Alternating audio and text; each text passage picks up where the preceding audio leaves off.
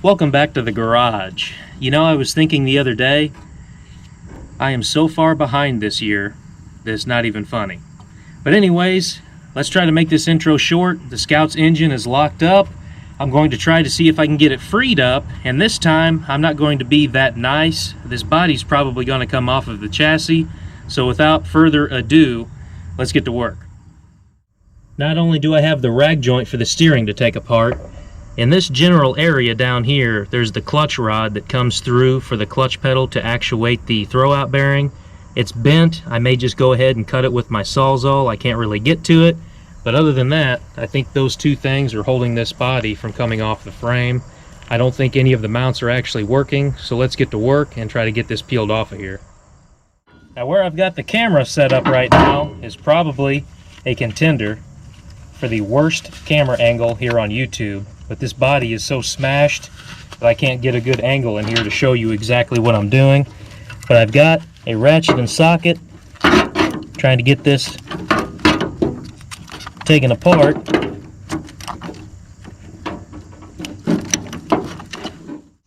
Well, it would help if I was going the right way, wouldn't it? It's a 9/16 socket, in case anybody's wondering.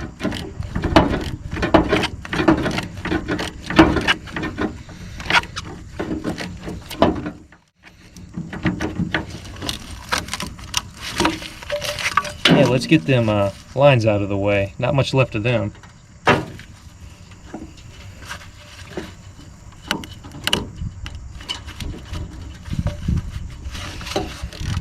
That might help the camera angle a little bit better.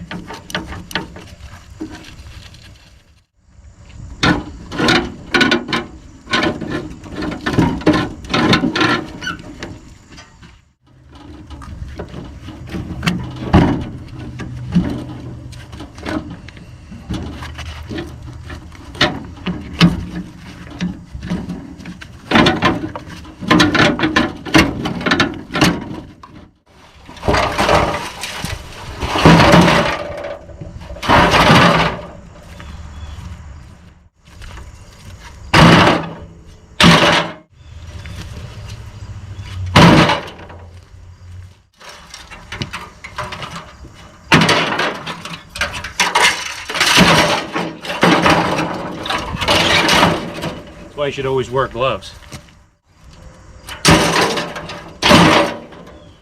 Not very often you can say the body off of a late 70s Scout will fit into the bucket of a TD6 high lift, but anyways, back to work.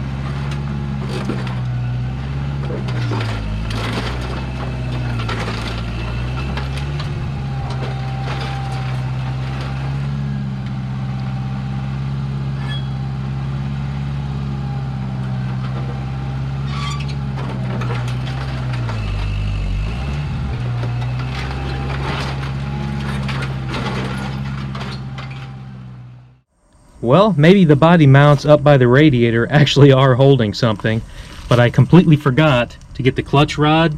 But now you can see I've got good access, and before anybody says it, no damage to the transmission or transfer case. I was watching the fork, nothing happened to it.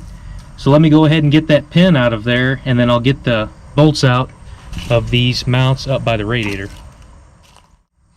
So it looks like the pin for the clutch pedal assembly is frozen in place. It will not budge.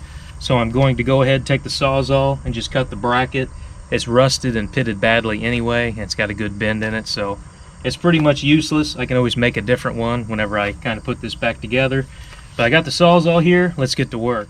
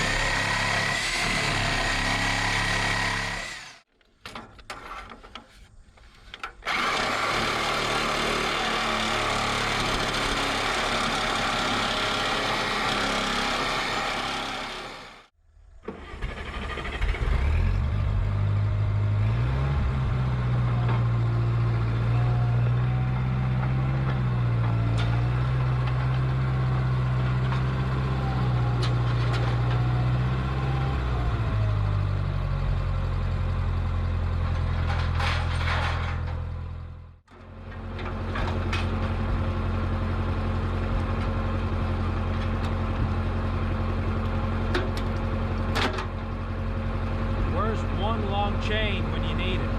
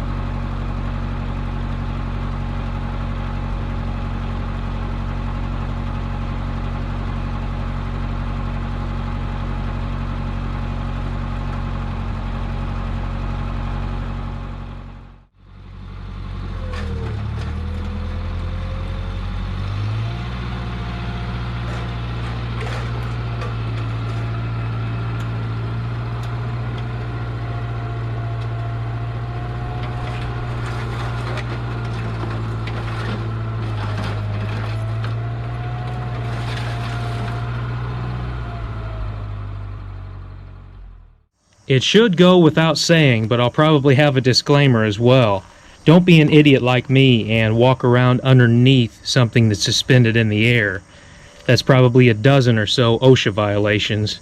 But anyways, you can see how much more room we've got around this engine to clean it off and pull the plugs out, put some ATF, maybe some Marvel Mystery Oil in this engine and try to get it freed up.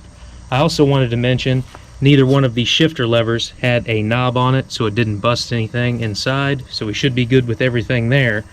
So it's time to clean the engine off and try to get some fluid in those cylinders. I just wanted to quickly mention, since I've got the body off of here, I can look down both of these frame rails, and it appears to me that the body was destroyed, but this frame looks like it's nice and straight. So I got that going for me, which is nice.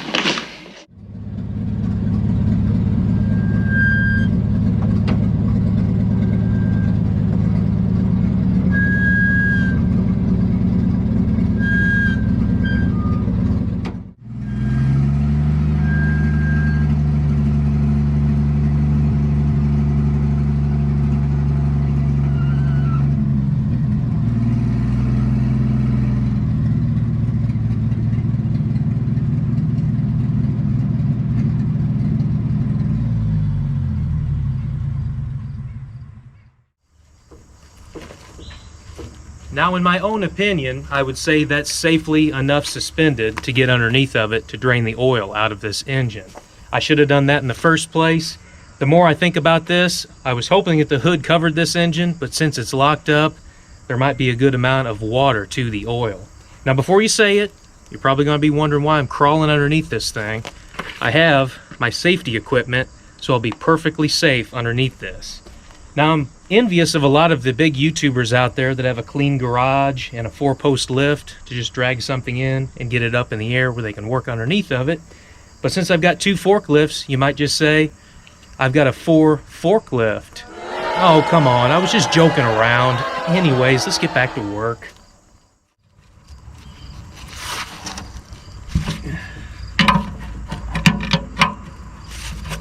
All right, everybody. Place your bets now. You think there's water in this oil or no? I am going to say there's probably water in it. Are you ready?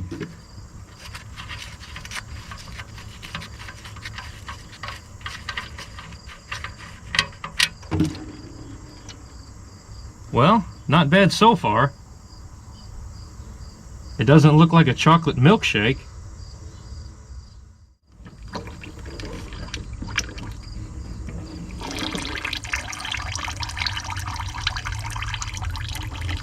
Well, no water. Now the oil looks like it's 40 years old, don't get me wrong, but I don't see any kind of a metallic sheen to it, but that may be in the oil filter or in the bottom of the oil pan if there was a bearing or something that went wrong in this engine. But for the most part, there's no water in it, so now it's time to turn the focus towards the differentials and see what we got in both of those. The plug on the front of this axle looks like it has never been removed once in its life.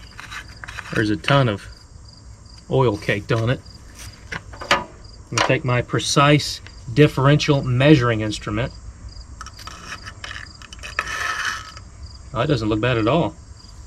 It's got gear oil in it. Doesn't appear to have any water, so we'll call the front end a success. Well, unfortunately for me, it seems like this plug has a square convex in it, so I have to use a ratchet instead of my usual adjustable wrench that for some reason drives the keyboard warriors absolutely insanely mad here on YouTube. But anyways, in my opinion, I always like to see that the cover has not been taken off and painted. It may sound stupid, but with a lot of these four-wheel drives, at least in my experience, when somebody takes the cover off to paint it, more than usual it means that somebody has gotten in here and welded the spider gears together to try to make this some kind of a posi track rear end. And a lot of the times, I mean, my welding is not perfect, but you should see other people's welding attempts to try to put spider gears together. But anyways, let me take this plug out of here and we'll see what the fluid looks like.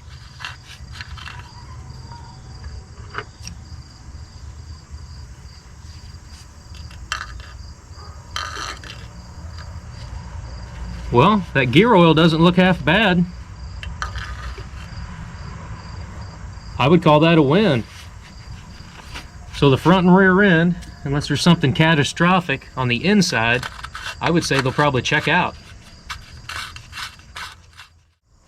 I went ahead off camera with the frame up in the air, had the transmission in neutral, and I could grab the rear drive shaft and spin it freely. Somebody left a comment saying that somehow the clutch pack could still be stuck to the engine or the transmission stuck in gear. I mean, the body was absolutely twisted on here. Now, there's a good possibility that it didn't disconnect anything, so now that I've verified that it'll spin freely, I'm going to go ahead and take the socket and ratchet and give it one more try to see that now if the body's off here, the engine might turn over.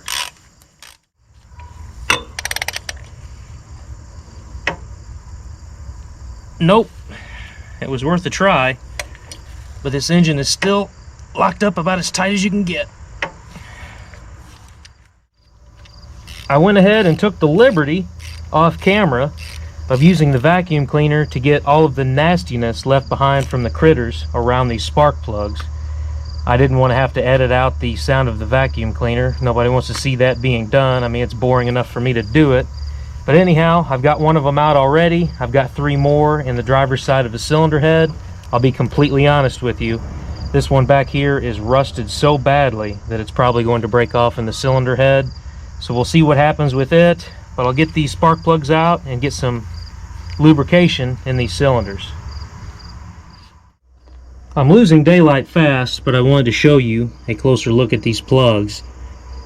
None of them look burned down too badly. They're not soaked in oil. This one has oil on it, but I think that's from the valve cover gasket leaking. And again, you can see how bad this one was rusted. The socket, I had to hammer it on. But other than that, it doesn't look like there's one of these plugs out of the ordinary. There's a lot of different concoctions you can mix together and pour down into a locked up engine to try to get it freed. The most recent one that I've heard is acetone cut with gasoline. Now, I would imagine that would work just fine. It seems like any of the mixtures I've heard online and tried myself work just about the same as any other. I could have swore that I had a brand new bottle of Marvel Mystery Oil, and that was what I was going to try, but I don't have it. At least I couldn't find it. So I went ahead in the garage. I found this container of ATF. So I'm going to go ahead, grab a funnel, throw that down each one of these cylinders. It's Thursday evening, so Saturday morning I'll come out here after it's soaked for a bit, put that breaker bar and socket back on this crank, and see if it made a difference in unlocking this engine.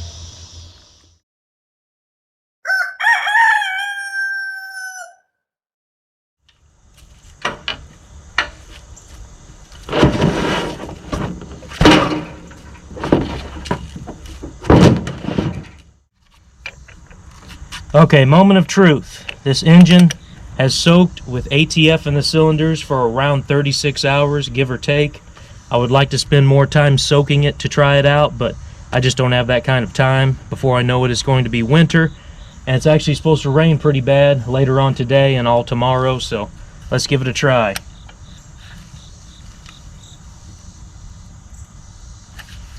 Well, that, my friends, is what you call a failure.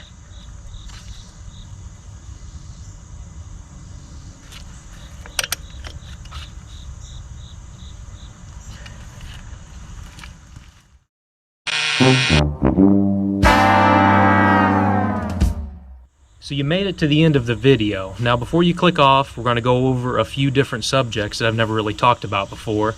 You see, I normally speak from a script because just like that, a wasp going by and almost stinging me. I hate doing the edits in the talking parts because I usually talk over myself numerous times. There's dogs barking in the background, a road out in front of my house that cars drive by. So everything's got to be planned to the T to come out here and try to say what I'm saying without having to record it 30 or 40 times. Not even exaggerating. Sometimes it takes that many takes to try to talk. As you can hear a motorcycle driving by in the background that ruins the audio.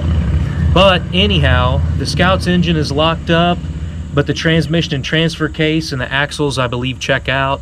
The fluid in the front and rear end didn't have any signs of water, so I think the transmission and transfer case will check out. Moves out of gear, and I don't think there's anything wrong with it. Have to get it running just to double check and see. But anyways, there's some good parts to that chassis, don't get me wrong. That will be way later in the future. I've got quite a few projects that already take up time.